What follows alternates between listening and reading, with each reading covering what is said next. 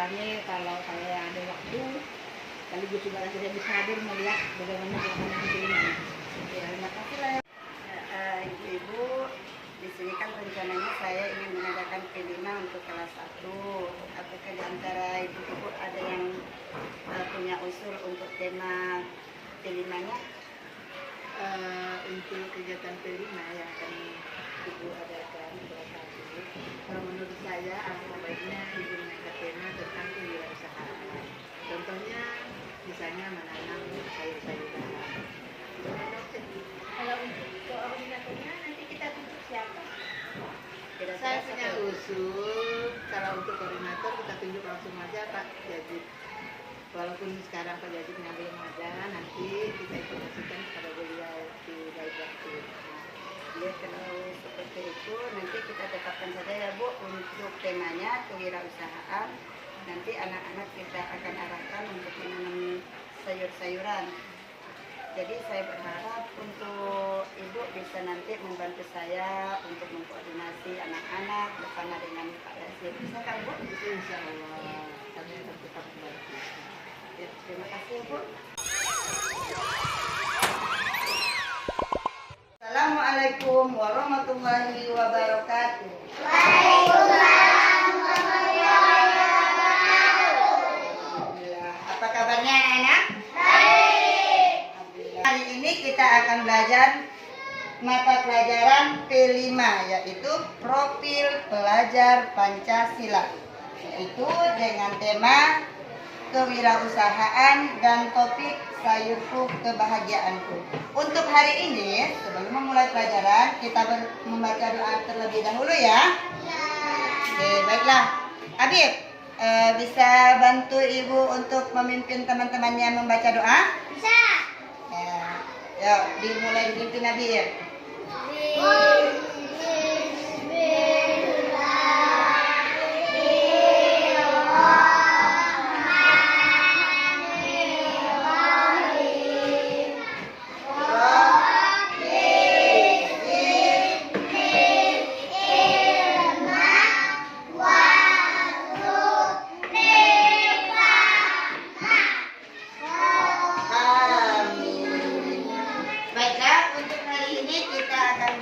Tentang memahami benda hidup dan benda tak hidup.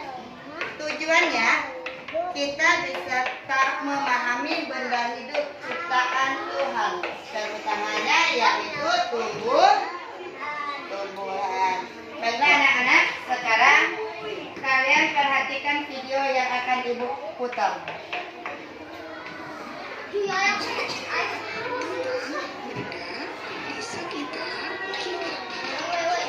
Di sekitar kita terbagi menjadi dua.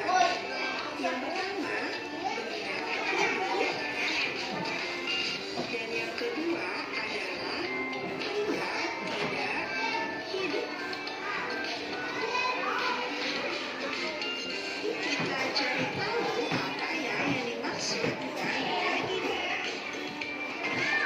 Benda hidup itu berarti dapat bergerak sendiri.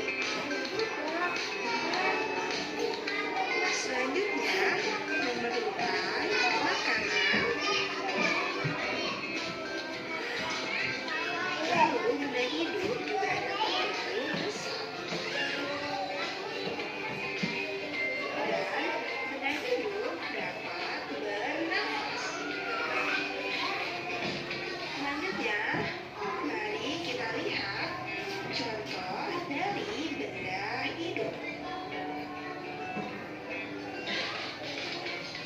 Yang pertama adalah manusia.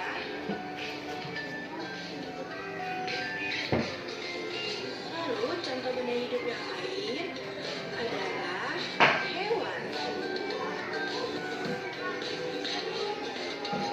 Contoh benda hidup yang selanjutnya adalah tumbuhan. Kita lihat bahwa contoh benda hidup tersebut memiliki ciri-ciri seperti yang sebelumnya, yaitu dapat bernafas, memerlukan makanan, dapat tumbuh besar, dan dapat bergerak sendiri.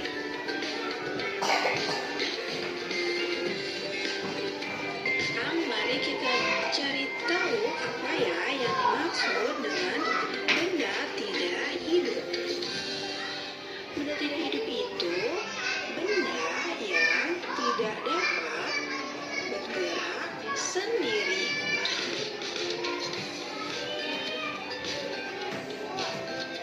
Kemudian tidak dapat bernafas. Tidak bertubuh besar, namun juga tidak memakan makanan. Mari kita lihat contoh benda yang termasuk ke dalam benda tidak hidup.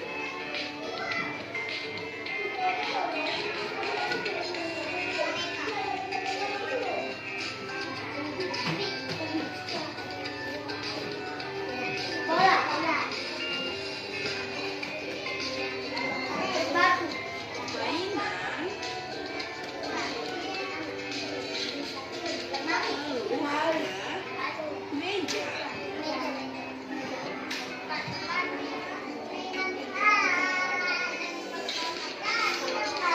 Ada juga lagi ini. Kemudian contoh berikutnya adalah benda-benda tersebut termasuk ke dalam contoh benda tidak hidup karena benda tersebut tidak memerlukan makanan, tidak bernafas, dan tidak dapat bergerak sendiri. Betul bukan? Pemaparan video tersebut tadi belajar tentang benda di sekitar kita, yaitu benda itu terbagi atas dua, yaitu benda apa dengan apa? Benda hidup dan benda tidak hidup. Kalau benda hidup yaitu benda yang bisa bergerak sendiri. Contohnya tadi apa benda yang bisa bergerak sendiri? Manusia. Yang bisa bergerak sendiri, nah? Hewan dan tumbuhan. Jadi benda yang hidup adalah benda bisa bergerak sendiri, memerlukan makanan. Dia adalah hewan, tumbuhan, dan manusia. Yang keduanya tadi benda tidak hidup. Apa tadi nomor contoh benda tidak hidup? Hah? Yang pertama apa tadi benda tidak hidup? Boneka.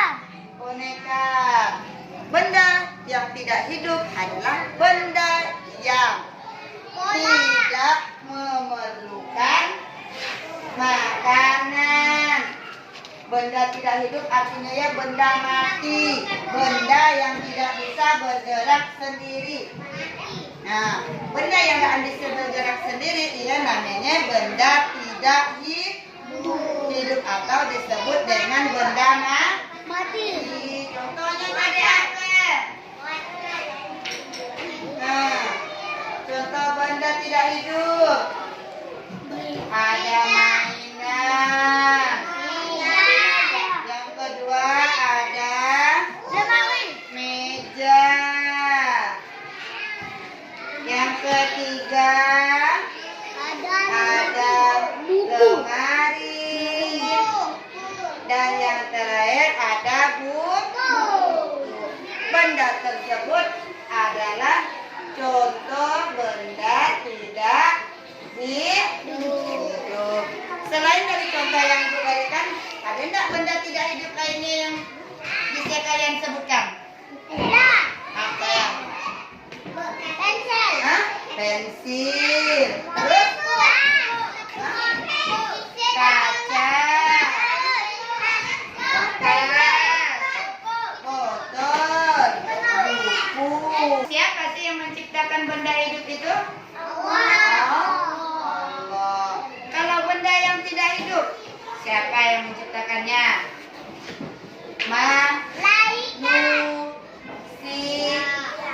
Manusia. Jadi yang namanya boneka, meja, lemari,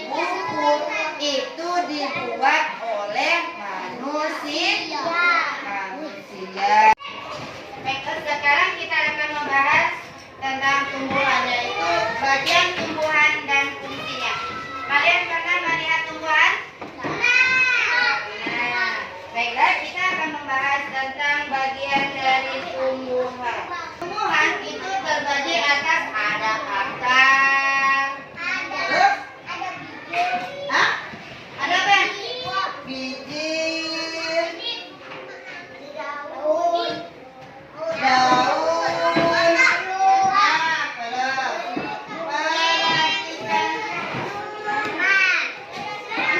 Kalian.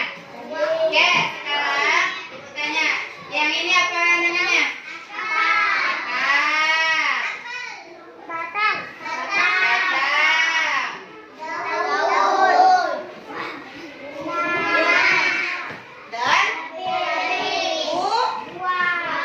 dan buah. Jadi ada akar, batang, bunga, daun, dan buah. Itu adalah bagian-bagian dari tumbuhan. Bagian dari tumbuhan itu memiliki fungsinya masing-masing. Perhatikan. Ada pun fungsinya. Yang pertama, akar. Nah, akar yaitu memiliki rambut yang menyerap air. Menyerap air mineral dari tanah, kemudian digunakan untuk berbagai proses metabolisme tumbuhan. Jadi akar itu berguna untuk menyerap air yang akan dibawa ke batang. Terus yang kedua, Apa? batang. Batang itu berfungsi untuk mengangkut air dan mineral dari akar ke daun. Nah, pada beberapa tumbuhan, batang juga menyimpan cadangan makanan. Contohnya seperti tebu. Kalau di batang tebu kan makanan yang bisa dimakannya adalah di bagian batang. Terus yang ketiga, daun. Daun itu mengandung klorofil yang memungkinkan proses fotosintesis untuk menghasilkan makanan bagi tumbuhan. Daun memiliki stomata pori-pori kecil yang memungkinkan pertukaran gas, oksigen, dan karbon dioksida dengan lingkungan. Terus, buah. Nah, kalau buah semuanya udah kenal kan? Buah dia adalah mengelilingi dan melindungi biji selama perkembangan. Buah seringkali memiliki struktur yang membantu penyebaran biji, baik melalui angin, air, ataupun hewan. Selanjutnya adalah Bagian tumbuhan yang namanya bunga. Bunga merupakan organ reproduksi yang mengandung struktur kelamin jantan, yaitu disebut dengan benang salin, dan kalau yang betina disebut dengan putik. Nah, terakhir, biji. Suah melihat biji tumbuhan. biji tumbuhan apa yang pernah kalian lihat? Rambutan. Selain rambutan, Hah? Mangga, durian, terus apa ya? Anggur. Biji berisi embrio tumbuhan. Baru dia akan tumbuh menjadi tumbuhan dewasa. Biji itu menyimpan cadangan makanan yang diperlukan oleh embrio. Nah, jadi ini adalah manfaat dari bagian-bagian tumbuhan. Sampai di sini, apakah ada yang anak-anak? Hari ini kita akan belajar untuk mengolah tanah yang akan kita gunakan untuk menanam sayur.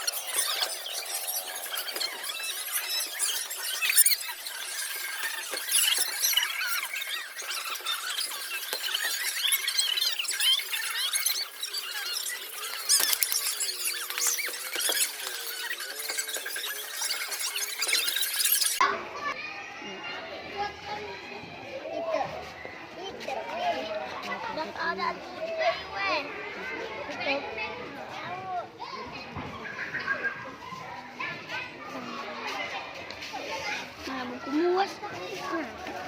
Buku muas.